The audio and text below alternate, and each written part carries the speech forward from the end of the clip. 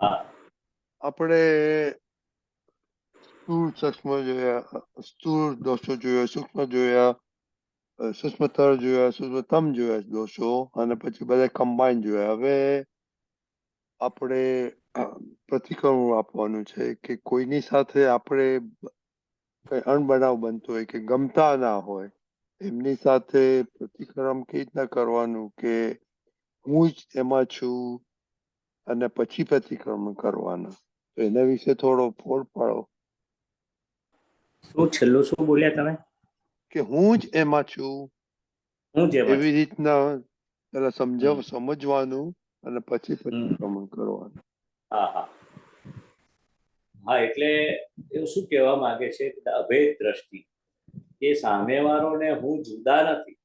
સામે એ પ્રકૃતિ કરીને આપણે જુદા છે, પણ હું જેમાં છું એટલે કે શુદ્ધાત્માની પ્રાર્થના બોલાવે છે ને કે હા એ અંતર્યામી દરેક જીવ માત્રમાં છે, મારામાં પણ આપ છું, મારું સ્વરૂપ એ જ આપનું સ્વરૂપ છે. એટલે છેલ્લા બોલે છે અભેદ સ્વરૂપ તન્મયાકાર.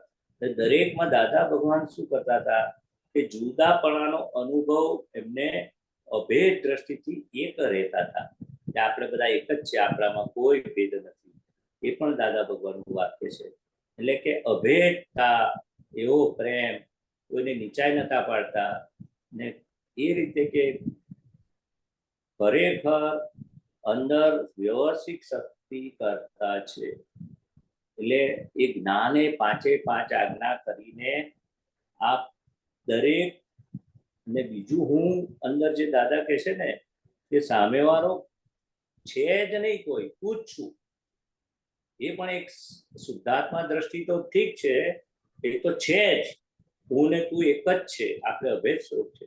તો વ્યવહારમાં એ શું કે છે કે સામેવાળો પેલો પડઘો છે, કુવામાં તું ચોર છું એવું બોલે તો પેલો પડઘો આવે છે તો આપણને લાગે કેમ આ બોલે છે તું ચોર છું. અને પણ એ કુવો એ તારો જ પડઘો છે. કંઈ પણ આપણી જોડે બને છે, કોઈ પણ વ્યવહાર સારો નરસો કંઈ પણ સામે કોઈ વળી જાય છે, બોલી જાય છે, અપમાન કરી જાય છે, છેતરી જાય છે કે નફટાઈ કરી જાય છે, એ આ તું જ છું. એટલે તારો જ અરીસો છે. અરીસામાં સામે શું દેખાય? આપણું સ્વરૂપ દેખાય છે ને. જગત બરાબર. આપણો અરીસો છે. એટલે અરીસો અને આપણે જુદા નથી.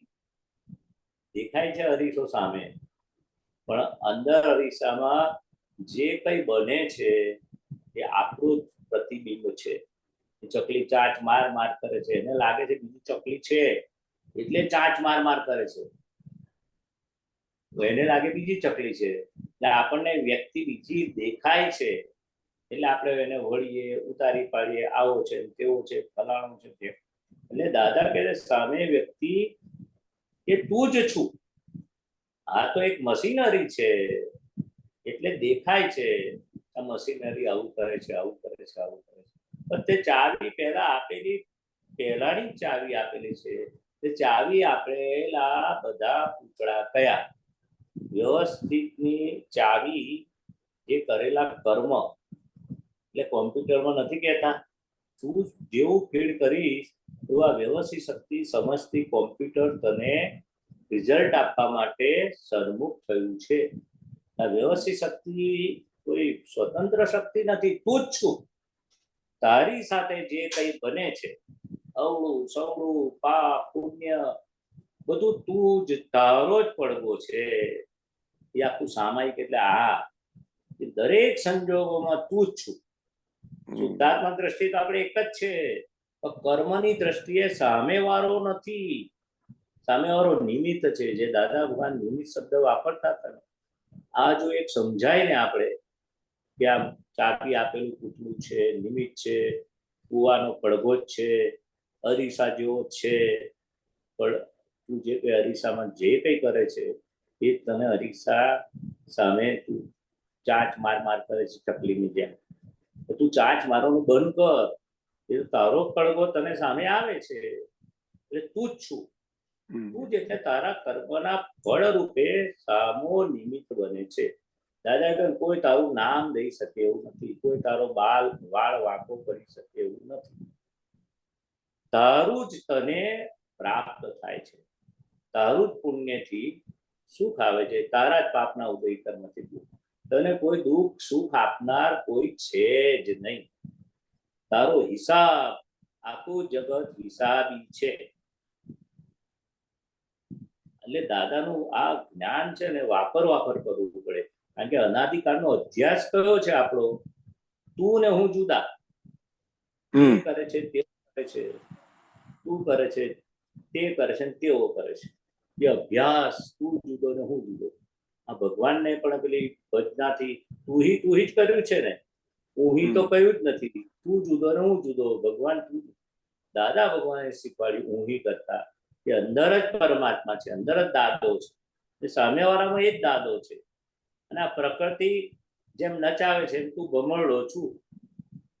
ભમરડો એ પ્રકૃતિ નાચે છે. એટલે જ્ઞાન થાય, શુદ્ધાત્મા થાય તો પેલો ભમરડો ઓળખાય. અને જેવું વીટેલો છે એવું એને પાછું ભાવે ને ભારે વીટેલો એવું ઉકલી રહ્યો છે.